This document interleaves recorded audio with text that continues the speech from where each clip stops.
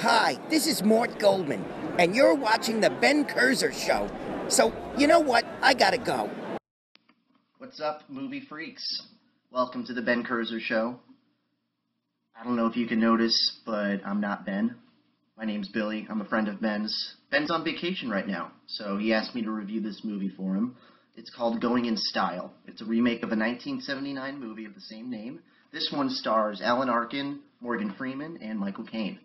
And it's directed by Zach Braff, who, if you don't remember, is the guy from Scrubs. He was in Garden State, directed that too. This movie doesn't really have any sort of similarities to Garden State as far as the directing is concerned. This one, as far as I'm concerned, could have been directed by anybody. It could have been directed by Brett Ratner. You know, kind of looks like that.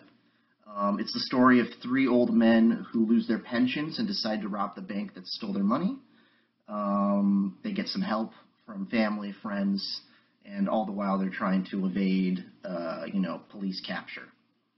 It's a pretty good movie, it was kind of fun. The three performances are really what makes it. The friendship between the three guys is really the core of the movie, There was a lot of awesome performances from everyone around them, and Margaret, who I haven't seen in, forever, is in the movie.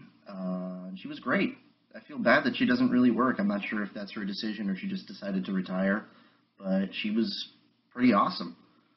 Let's see who else is in it. John Ortiz, who was just in Kong Skull Island, is the criminal that kind of walks them through all of it.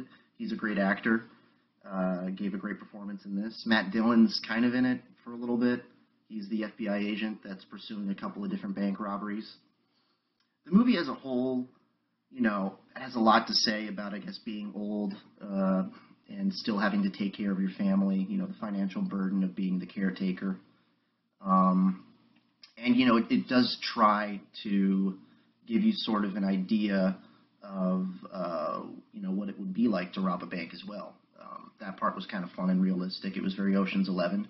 But to be honest, overall, I wasn't really, thinking this was a super original movie. It kind of reminded me of Las Vegas or Grumpy Old Men, and that's the part that I think is the most disappointing, because it's a Zach Braff movie, You expect Zach Braff to, try to elevate the material. From what I've heard, the original movie is fantastic.